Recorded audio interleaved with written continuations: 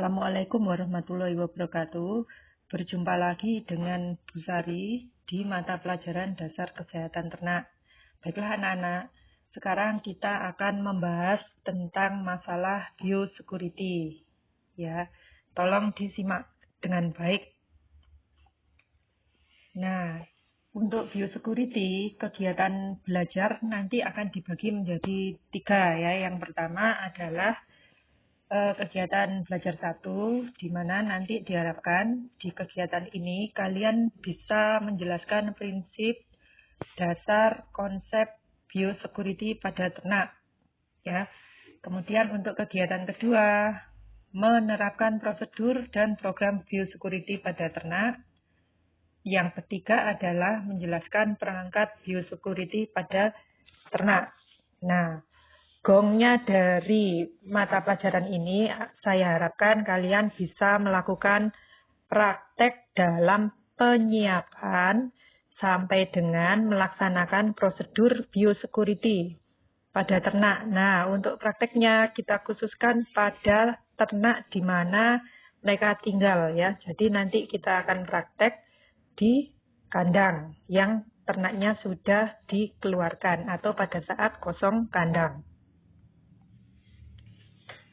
Adapun indikator pencapaian kompetensi tadi sudah dibicarakan dan disebutkan ya. Jadi kita langsung saja masuk ke tujuan pembelajaran. Nah, untuk tujuan pembelajaran silakan kalian nanti menjelaskan mulai dari prinsip, prosedur, perangkat, kemudian sampai dengan praktek. Tentunya nanti saya harapkan kalian dalam belajar selalu berhati-hati, teliti, jujur, dan bertanggung jawab.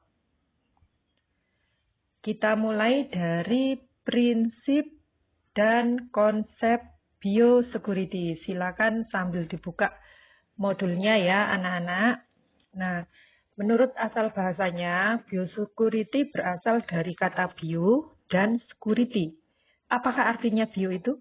Bio itu berarti hidup dan security adalah perlindungan atau pengamanan ya. Jadi jika diterjemahkan, biosecurity adalah sejenis program yang dirancang untuk melindungi atau mengamankan suatu kehidupan. Dalam hal ini kehidupannya siapa anak-anak? Ya betul, kehidupannya ternak ya. Nah, itu adalah pengertian biosecurity. Kok terancam? Kenapa? Ada yang tahu?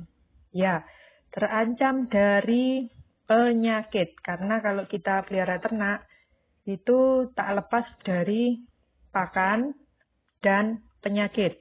Ya. Jadi yang disebutkan di sini adalah agen penyakit. Apa sih agen penyakit itu? Ada yang tahu tidak?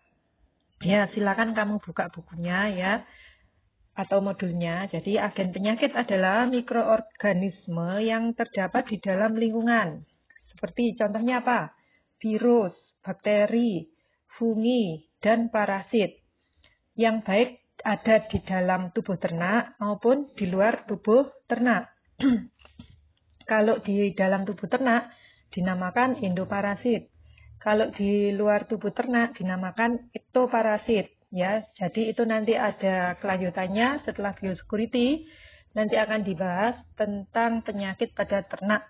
Ya, jadi adanya penyakit itu secara keseluruhan dipengaruhi oleh 3 faktor. Nah, dasarnya ini kalian harus tahu ya.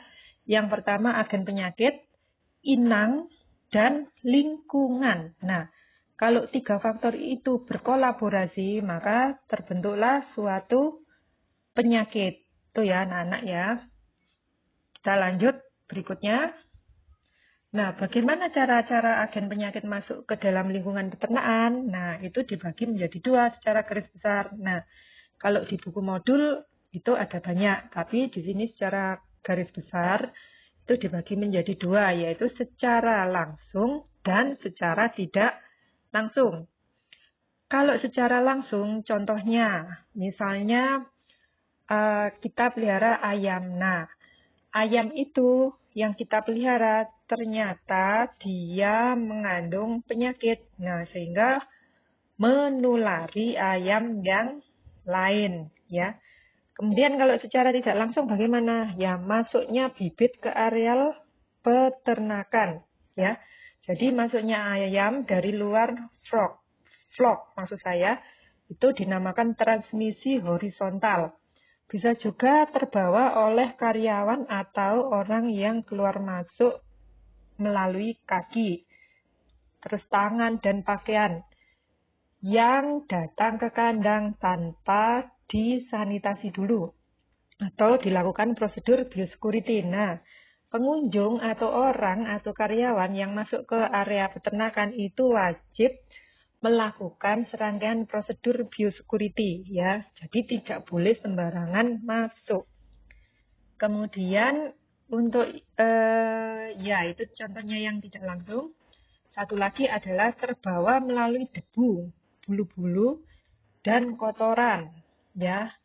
Kemudian terbawa oleh binatang-binatang yang di luar kandang, misalnya lalat, tikus, burung liar, kucing. Nah, itu dilarang masuk kandang sebenarnya ya, tapi karena dia ada celah untuk masuk, nah masuk kandang akhirnya sakit ayamnya ya. Bisa juga melalui lewat air, seperti berbagai jenis bakteri ya, fungi itu terbawa melalui air ya. Kita lanjut lagi. Nah, apa sih tujuan penerapan dari biosecurity itu? Tujuan utama dari penerapan biosecurity ya itu ada 3 macam. Yang pertama, meminimalkan keberadaan penyebab penyakit. Yang kedua, meminimalkan kesempatan agen yang berhubungan dengan induk semang. Apa sih induk semang itu? Induk semang itu adalah agen yang membawa penyakit, tapi dia sendiri tidak sakit. Ya. Yang ketiga, membuat tingkat kontaminasi lingkungan oleh agen penyakit seminimal mungkin. Nah, saya rasa untuk pertemuan hari ini, silakan nanti kamu baca sampai dengan materi yang pertama, prinsip dan konsep biosecurity, ya. Untuk materi hari ini cukup sekian dan silakan nanti dalami, pelajari tugasnya nanti ya pada saat selesai pertemuan yang ketiga. Sekian, terima kasih. Selamat pagi. Assalamualaikum warahmatullahi wabarakatuh.